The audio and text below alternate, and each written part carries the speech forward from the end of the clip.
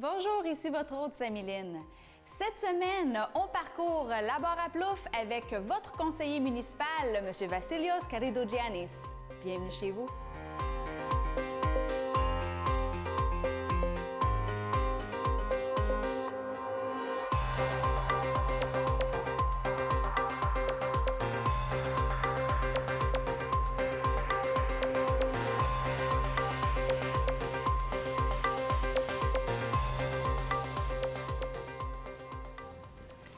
C'est tellement agréable de vous recevoir, Vassilios Karidogiannis. Ça va bien aujourd'hui? Très bien, merci. Et bien fait sur mon nom. C'est atypique de voir cette clarité avec mon nom d'habitude. Avec le nom, on s'habitue, on s'habitue. La barre à Plouffe. Oui. On va en parler dans le deuxième segment. Le premier segment de l'émission, c'est sur l'homme. Puis je sais que vous n'aimez pas vraiment faire la lumière sur vous, mais voilà. On va apprendre à vous connaître. Oui, je suis un peu gêné à ce topic-là de moi. J'aimerais plus parler de mes citoyens de mon district, mais qu'est-ce que vous voulez savoir? Tout de suite après. Tout. On veut savoir tout. Tout. On veut apprendre à connaître l'homme. Donc, entrepreneur depuis 15 ans. Oui. Oui, j'ai une compagnie qui fait l'entretien de linge plat pour les hôtels. J'ai un contrat avec le gouvernement canadien au niveau militaire. Ça bouge, c'est très occupé et ça me garde très occupé avec mon travail comme conseiller aussi. Et comme si c'était pas assez, on a une superbe de belle famille, oui. Beaux enfants, une femme qui est d'origine arménienne. Oui. Oui, née à Laval, une Lavalloise d'origine arménienne. On est mariés 11 ans maintenant. Félicitations. Merci. On se connaît presque 15. Puis on a, j'aimerais dire, je dis toujours 4 enfants. Mais ici, en vie, on en a 3. On a perdu une malheureusement en 2010, 1er mai, soudainement. Et à cause de ça, on s'est commencé à travailler pour aider à empêcher d'autres pertes d'enfants.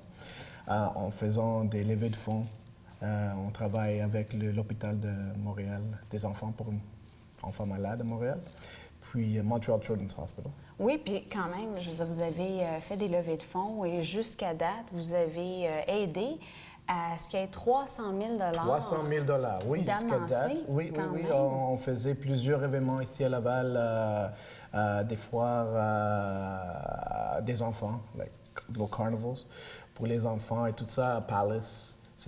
On louait toute Palace, toute la grande salle, on avait des jeux, on avait à peu près 1600, 1500 personnes qui passaient par là, mes enfants dans un après-midi. C'était assez fun, très fun, très agréable et satisfaisant. Parce qu'on voyait les jeunes familles lavallois qui venaient là-bas et qui aidaient notre cause. Et l'année passée, on a fait une gala pour des adultes. Enfin, après 5 ans de faire des affaires pour les enfants, on a dit on va faire pour les grands. Pour les grands aussi. Oui. C'était un événement très spécial, très magnifique. C'était notre premier gala, puis on est en train d'organiser la prochaine. Notre but pour l'hôpital était 400 000. On est presque là. Il nous reste 100 000 à ramasser. Après ça, on verra. Peut-être des scholarships, comment on dit, des bourses pour les étudiants qui étudient dans le médecin ou quelque chose comme ça. Oui, tout c'est à ça. votre honneur? Oui, à l'honneur de ma fille, Alicia, qui, si elle était toujours avec nous, aura 8 ans cette année. Mais ça passe vite. Ça passe vite. On ne se relève pas facilement de quelque jamais, chose comme mais ça. Mais j'ai 3 autres enfants qui sont, comment on dit en anglais, the apple of my eye. Oui. Super important. Je les aime beaucoup. La pomme de vos yeux. Oui, le pomme de mon yeux, avec mon épouse, c'est sûr. Et j'ai une fille de 10 ans, une autre de 6, et un petit garçon, Alcide, qui est 4. Vous avez toujours vécu dans la barre à Plouffe? On n'habite pas exactement dans la barre à Plouffe, on habite à 20 pieds de la barre à Plouffe, de l'autre côté du trottoir, c'est à Chamédy, mais Je fais toutes mes affaires à Bord-à-Plouffe. L'école de mes enfants à Hillcrest est là. Mais pour magasiner, on va à Pia, souvent l'ancien IGA qui est fermé maintenant malheureusement. Le petit marché dans notre quartier, c'est sûr. Les restos, Tripoli, on va là toujours. L'Ordia, oui aussi. Puis on fait, je promène avec mon chien, mes chiens, j'ai 2 maintenant, excusez-moi. Oui, parce que 3 enfants n'étaient pas suffisants, on a besoin de chiens. On a besoin de chiens. Là, il manquerait un chat, un hamster, on avait un chat, on l'a perdu l'année passée malheureusement, oui, on avait le chat. On avait le chat, on était complet. Et c'est ça, vous les promenez dans les parcs environnants? On les promène dans le parc Berthiaume-Tremblay qui est à côté des berges de la rivière des Prairies. Puis c'est un endroit assez magnifique. On est là presque. Donc c'est extrêmement familial. Oui, c'est extrêmement familial. Mais on se promène aussi vers Île Paton. C'est plus de monde et des aînés qui sont que mes enfants on les voit comme les grands-parents. Même moi, j'ai souvent dit que je connaissais pas mes grands-parents parce qu'ils étaient en Grèce et j'ai eu la chance de les voir peut-être dans toute ma vie, une semaine en total. Oh, wow. Oui, malheureusement, et je dis à tous mes citoyens dans la Bord-à-Plouffe ou en Manoir des Îles où en fait beaucoup des amis qui sont comme mes grands-parents que j'ai toujours pas eu la chance d'apprendre, d'avoir l'échange que les jeunes enfants peuvent avoir avec les grands-parents. C'est quelque chose de spécial. Parce que vous êtes, c'est ça, donc d'origine grecque, personnellement. Oui. Et vous êtes arrivé ici? Non, je suis québécois. Vous êtes né québécois? Oui, je suis né à l'hôpital juif à Montréal. J'ai grandi à Montréal jusqu'au moment que j'ai venu ici en 2004. J'ai venu pour l'amour. Pour l'amour? Pour l'amour. Donc, elle était à Laval et vous avez dit « je déménage ». Mon épouse, née à Laval, a grandi à Laval. Elle m'a dit... Fidèle à Laval? Oui, et elle m'a dit que on se marie, on vivra à Laval. Je dis « Pourquoi? Viens, tu verras ». Oui, c'est pas qui prend mari, prend pays, là, c'est... C'était plus comme ça, oui, mais... We have to nuance it a bit. Donc, on s'est redirigé vers... Oui, j'ai venu à Laval marié et depuis ce temps-là, c'était la meilleure décision que j'ai faite. Donc, vous n'avez pas regretté d'avoir quitté pas du tout, la grande ville. Mais c'était pas... En 2004, quand même, là, ça avait déjà commencé à bouger. Là. Ça bougeait, mais c'était pas la campagne que c'était autrefois. C'était un ajustement, c'était un peu plus tranquille. Il y avait, à ce moment-là, peu de choses à faire excitantes comme à la ville, mais ça change et ça change vite. Laval devient une ville unique in and of itself. Comment on dit, je ne sais pas comment l'expression peut se traduire en français, mais Laval devient sa propre ville. C'est pas une ville dortoir.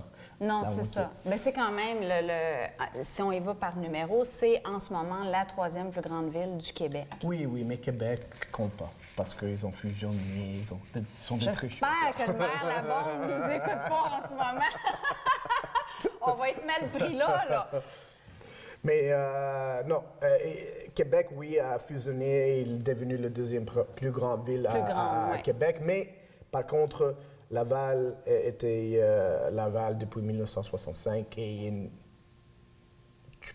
tu peux trouver des monde qui dit non, je suis de la Bord-à-Plouffe, mais c'est quelqu'un de très très vieux. Tous les Lavallois s'appellent des Lavallois et ils ont cette appartenance à Laval. Oui, c'est ça. Maintenant que c'est fusionné. Oui, non, c'est fusionné depuis longtemps et ça fait part de leur identité. Oui, c'est ce que je voulais dire. On a étudié en mathématiques, en histoire et en design intérieur. Oui. J'ai besoin d'en savoir plus. Ça m'est intéressant. Renaissance man. De Renaissance. Oui, c'est ça. Écoute, moi, l'éducation est très importante. Mais l'éducation, pour moi, dans mon avis, c'est pas une means to an end. Non, pas vraiment. C'est pas parce que tu es éduqué que l'intelligence va avec. C'est ça. C'est pour comprends. apprendre. J'aime Oui. apprendre. C'est se parfaire. Si je n'apprends pas quelque chose de nouveau à chaque jour, je me sens un peu déçu.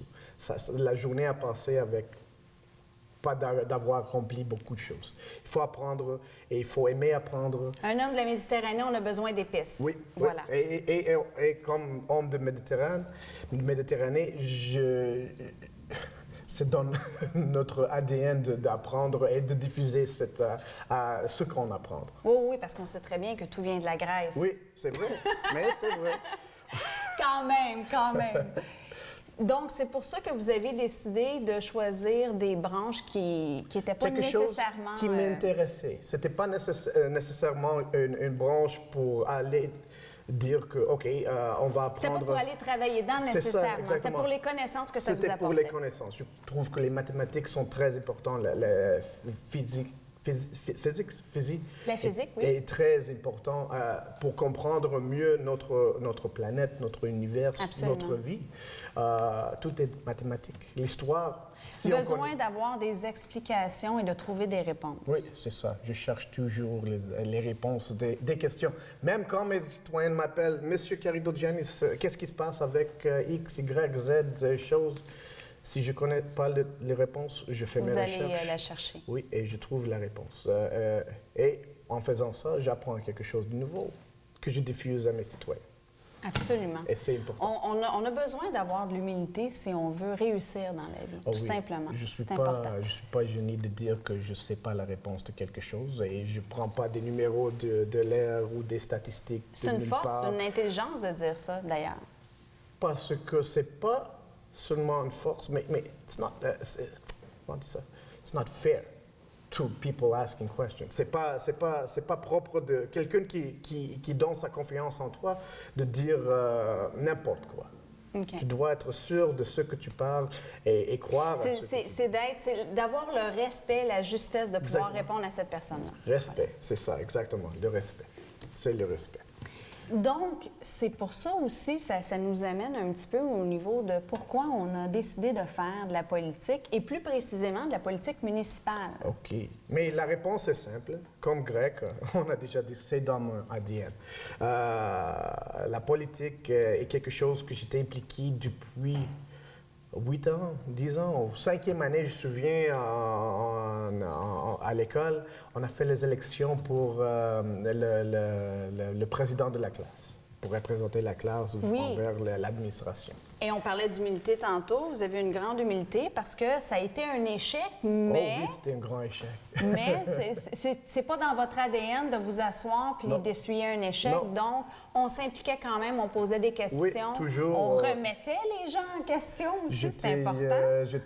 Si vous parlez à mes profs de l'école, même au secondaire, ils diront que, oh oui, c'était Vassilios qui organisait toutes les démos, c'était Vassilios qui était le plus problématique au niveau d'administration avec ses questions et son libre esprit. Son esprit libre, oui. Oui, c'est ça.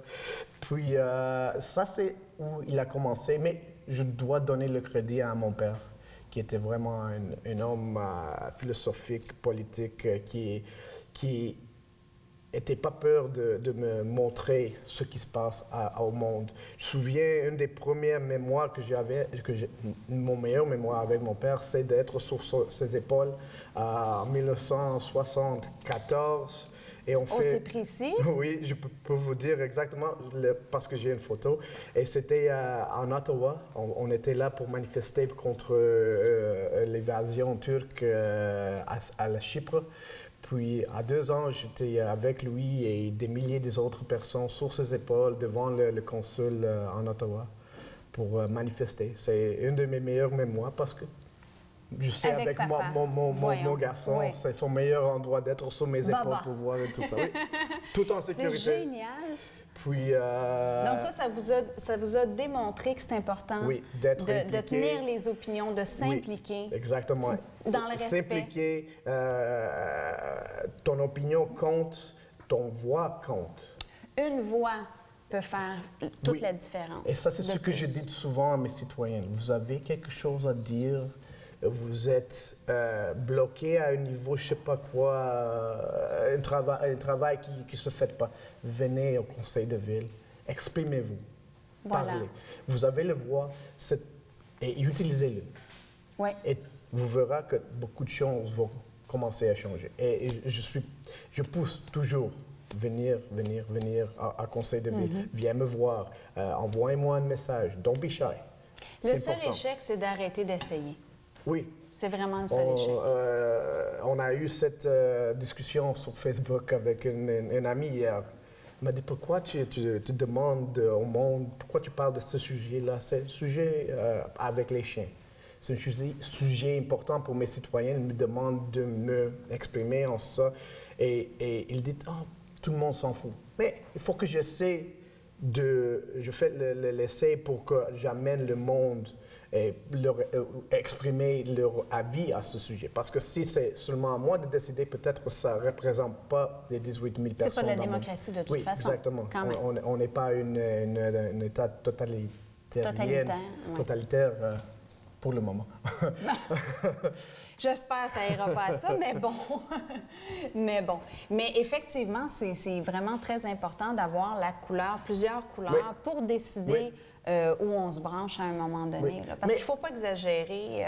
Il y a des lois qui sont extrêmement exagérées. Je trouve qu'on est dans une politique de garderie. On ne s'embarquera pas là-dedans. Ça, c'est un autre sujet que j'aimerais parler avec vous. Peut-être que ça va prendre une après-midi, mais... Ça va nous faire plaisir. C'est sûr qu'on va se faire une émission un moment donné là-dessus. Jamais je croirais. On va parler de la barre à Plouffe. La barre à Plouffe qui, elle, est là depuis les années 1800.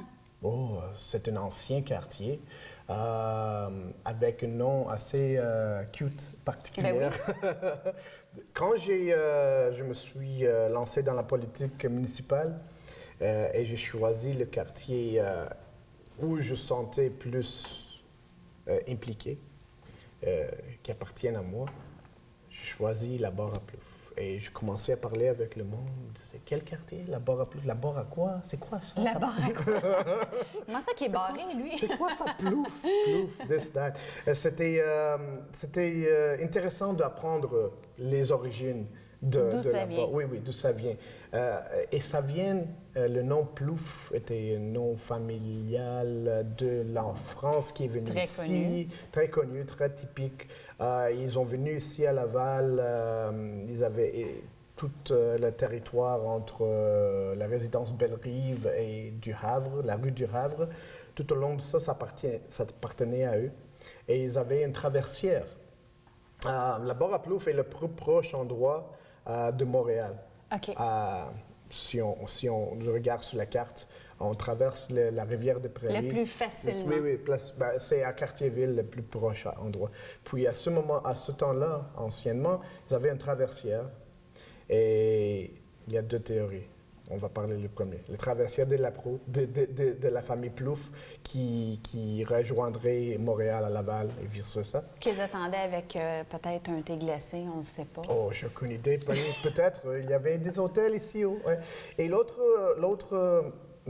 théorie, c'est que les cageux, les personnes qui coupaient le bois et le transportaient dans les rivières pour aller aux usines pour le traiter, arrêtaient à bord à Plouffe. Et ça, c'était... Ils montaient à bord, they got on board, à bord à Plouffe. Ça, c'était leur endroit de débarquer des bois, rester à les hôtels qui existaient à ce temps-là. C'était un endroit qui accueillait le monde Donc, travailleur. on est un peu indécis à savoir. C'est les deux théories qui existent. Mais probablement, c'est les deux qui s'appliquent. C'est la même façon, on vient à bord pour aller à la territoire Plouffe. Et Plouffe, ça vient vraiment de M. Plouffe. Et un des premiers maires de la village de la barre à Plouffe en 1915, c'était Martin Plouffe, de la famille. Et ça, c'était la dernière fois qu'on voit souvent le nom de la famille dans le territoire. Vers 1915. Et après ça, ils ont changé des maires et tout ça. En 1961, il est devenu la ville de la Barre-à-Plouffe avec le maire Jean-Noël Lavoie, qui était aussi le premier maire de la ville de Chamédie, un des fondateurs de Laval comme il est maintenant. Le pont était fait en bois, Oui. puis par la suite a été Le remplacé pont La Chapelle était en fait métal. en bois. Quelque chose de très unique, très intéressant. Et il y a des photos d'archives qui montrent comment a été construit. C'était une voie très, très... pour peut-être 2 personnes qui peuvent traverser une direction à l'autre. Je ne sais pas si... Probablement un petit auto si quelqu'un l'avait, mais la Barre-à-Plouffe dans le temps était un quartier assez pauvre. Donc c'était plus quoi? À chevaux? Piétonnières, chevaux. Calèche? Peut-être des calèches pour le maire, non, je sais pas. Pour ceux qui pouvaient s'en permettre. Oui. Et après ça, c'était changé en métal, comme on le voit maintenant, de le côté nord. Non, excusez-moi, sud. Sud. Sud, oui. Le côté sud, la façon qu'il est fait maintenant, c'est ce qui était changé en métal. Et aussi, ça, c'est Quelque chose quelque qui est chose unique. d'unique pour Laval.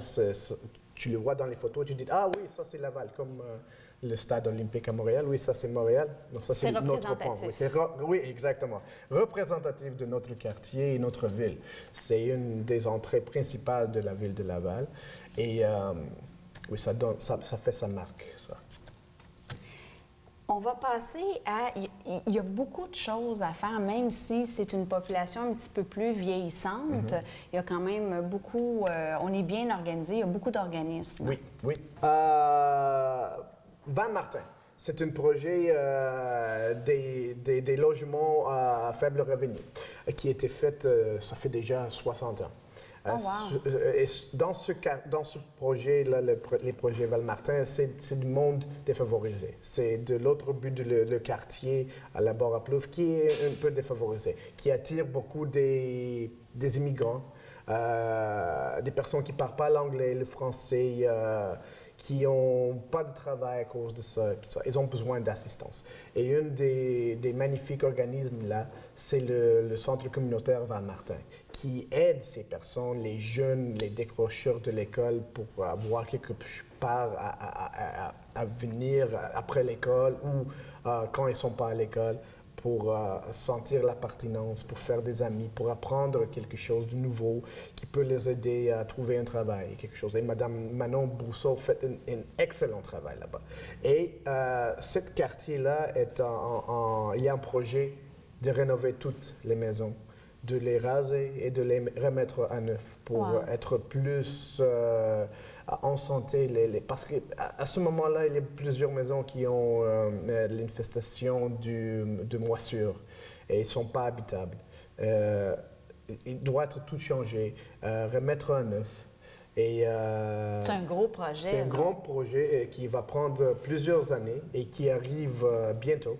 Ça va commencer bientôt et qui va changer la dynamique de le quartier à ce côté-là.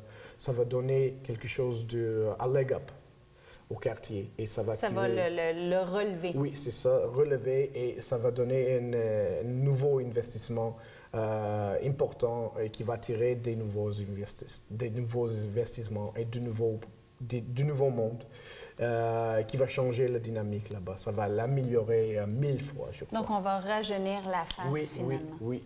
Et espérons qu'un projet qu'on discute assez longtemps, c'est de renouveler aussi les entrées principales de Laval. Qui dans ces entrées principales, c'est le pont La Chapelle, l'entrée de La Chapelle. Oui. Même ce quartier-là est en train d'être amélioré. On vient d'avoir un nouveau commerce qui a déménagé proche des nouvelles des entrées des artères. C'est bijouterie Cercos, une bijouterie qui est à Laval depuis, je peux dire, 50 ans.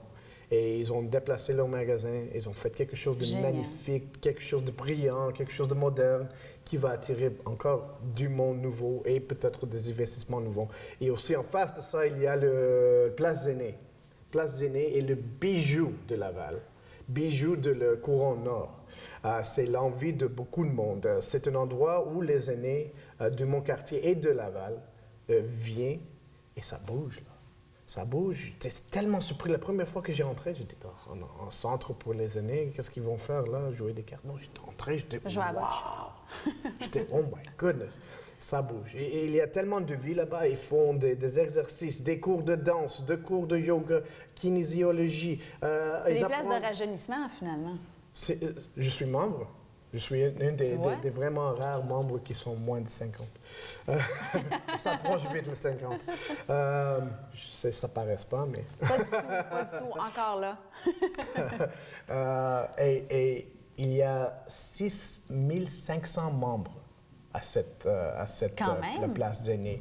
Et il y a toujours... Ça regroupe, c'est pas juste les gens de la place, là, c'est tout Laval. C'est toute Laval. Il y a quelques-uns de l'extérieur. Je siège sur le conseil d'administration pour représenter la ville là-bas. C'est un de mes conseils d'administration favoris. Le président, M. Monette, est un homme extraordinaire, unique. Et On le salue. On le salue. Il est un homme avec vision. Et il travaille à cet endroit pour les dernières 20 années et il fait un travail magnifique. C'est un endroit qui est... S'il y a la perfection dans un organisme, c'est ça. C'est ça. Et c'est quelque chose où on peut apprendre à gérer les autres organismes de Laval. C'est magnifique. Vassilia, ça va trop vite. Oui. On va vous réinviter, c'est sûr et certain. J'ai hâte. Parce que c'est déjà presque le temps de se quitter. J'aimerais vous donner la parole à vos concitoyens, puis quand vous faites vos rencontres, de leur laisser savoir. Les rencontres seront le deuxième lundi du mois. Ça recommence au mois de septembre et ça va aller jusqu'au mois de mai, encore une fois. Ils sont à la bibliothèque multiculturelle sur boulevard Champmedy entre 19h et 21h. Venir me voir. On a plusieurs sujets à discuter. Il y a des grands projets qui arrivent à la Barre à Plouffe, des grands changements qui vont faire qu'on ne connaît pas comme le connaît avant. Puis je suis excité de les mettre en marche et de travailler fort avec le maire qui est très impliqué dans mon quartier, dans notre quartier, le maire Demers. Et on travaille fort avec l'équipe Mouvement Lavallois Marc Demers. Puis je suis excité. Je suis excité des projets qui arrivent et j'aimerais discuter en plus de ça un jour, bientôt. Et, cet automne? Cet automne? Cet automne, absolument. J'attends. I'm looking forward to it. C'est avec grande impatience. On vous remercie de votre générosité, Vassilios, et on se revoit bientôt à l'automne. Oui, voilà. Passez un bon été. Merci. Merci. C'est déjà le temps de nous quitter. Merci à tous nos invités collaborateurs et à vous d'avoir été des nôtres pour cette émission à votre image. Bienvenue chez vous. Je vous donne rendez-vous la semaine prochaine et pour être sûr de ne rien manquer, cette émission sera en rappel 4 fois semaine sur tous les réseaux de TV Laval au bas de l'écran. D'ici là, je vous envoie le plein d'énergie positive. Ici votre hôte, Samy Lynn.